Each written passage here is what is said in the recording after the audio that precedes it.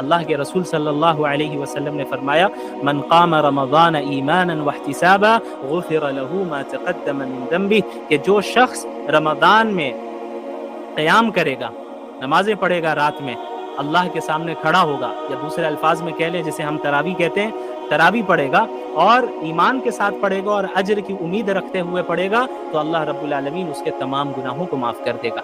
روزے کی بھی یہ فضیلت اور قیام اللیل کی بھی یہ فضیلت، کتنی بڑی فضیلت! لیکن بڑے افسوس کی بات ہے ہمارے معاشرے میں چند افراد ایسے ہیں جو امت کو اللہ سے نہیں جوڑتے ہیں، امت کو وہ توڑنا چاہتے ہیں۔ اسی لیے آپ دیکھتے ہیں کہ جیسے رمضان کا مہینہ آیا فوراً لڑائیاں شروع ہو گئی، تراویح 8 رکعت یا 20 رکعت، 20 رکعت بدعتی، 8 رکعت بدعتی۔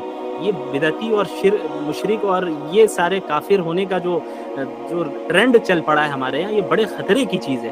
یہ چیزیں ہم لوگوں کو اصل مقصد سے پھیرنے کے لیے، ہمارا اصل مقابلہ تو کفار کے ساتھ ہے، اصل مقابلہ ان دشمنان دین کے ساتھ ہے جو ہمارے مسجد اقصی کو قبضہ کرنا چاہتے ہیں، اور وہ ایسے ہیں جو حرمین کو ختم کرنا چاہتے ہیں، وہ ایسے ہیں کہ جو چاہتے ہیں کہ مسلمان کرسچن بنے یا نہ بنے، کم از کم مسلمان نہ رہے۔ وہ نہیں چاہتے کہ آپ اسلام پہ رہیں، ان کا کام ہے کہ آپ کے درمیان انتشار پیدا کرنا۔ تو یاد رکھیے رمضان میں ان فضول بحثوں میں نہ پڑے۔ یہ کوئی 8 پڑھنے والا ہو یا 20 پڑھنے والا ہو، اس سے طے نہیں ہوگا کون جنت میں جائے گا کون جہنم میں جائے گا۔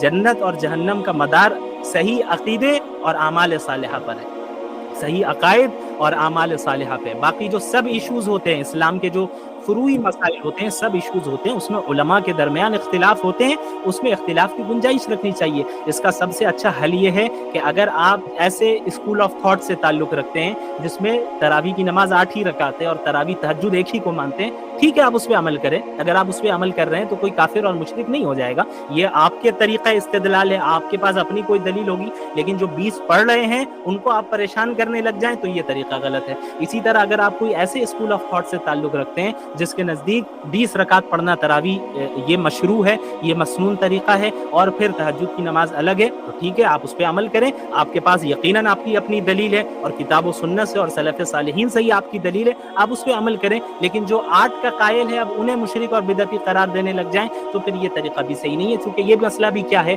ایک فرعی مسئلہ ہے، میجر ایشو نہیں ہے اسلام کا، یہ مائنر ایشو ہے، سب ایشو ہے، فروعی مسائل جسے ہم کہتے ہیں۔ تو فروعی مسائل میں اور سب ایشوز میں جہاں اختلاف اور ڈیفرنٹ اوپینینز کی گنجائش ہے وہاں رہنے دیں۔ آپ یہ لڑائیوں میں اگر الجھیں گے تو آپ اپنے رمضان کو برباد کر کے رکھ دیں گے، وقت ہاتھ سے نکل جائے گا۔ کئی سلف صالحین نے اس کی وضاحت کی ہے کہ اگر کسی مردے کو ابھی زندہ کر دیا جائے، سلف صالحین کا قول ہے، حدیث نہیں ہے، یہ یاد رکھیے گا، سلف صالحین میں سے کسی عالم دین کا قول ہے، ان کا نام اس وقت میرے ذہن میں نہیں آ رہا ہے، بڑے مشہور عالم ہے، جنہوں نے کہا کہ اگر کسی مردے کو زندہ کر دیا جائے اور اس سے پوچھا جائے کہ تمہاری تمنا کیا ہے، تو وہ رمضان کے ایک دن کی تمنا کرے گا۔ اللہ اکبر! یہ اتنا بڑا مقام ہے رمضان کا، اور ابھی ہم مرے نہیں، ابھی ہم زندہ ہیں۔ تو یہ اللہ کا ہم پر کتنا بڑا فضل ہے کہ اللہ جو ہے ہمیں رمضان کی توفیق دے رہا ہے۔ سلف صالحین کا یہ معمول رہتا کہ رمضان کے آنے سے 6 مہینے پہلے سے ہی اللہ سے دعا کرتے اللہم بلغنا رمضان، کہ اللہ ہمیں رمضان پہنچا دے اور عافیت کے ساتھ، صحت کے ساتھ، ایمان کے ساتھ پہنچا دے۔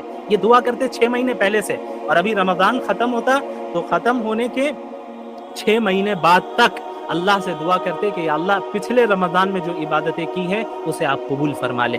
یہ طریقہ ہمارے سلف صالحین کا رہا، ہمارے علماء کا رہا، اکابر علماء امت کا رہا، یہ طریقہ صحابہ کرام کا رہا، یہ طریقہ اللہ کے رسول صلی اللہ علیہ وسلم کا رہا۔ تو یہ حضرات رمضان کا استقبال اس طریقے سے کیا کرتے تھے، تو ہمیں بھی اسی طریقے سے رمضان کا استقبال کرنا ہے۔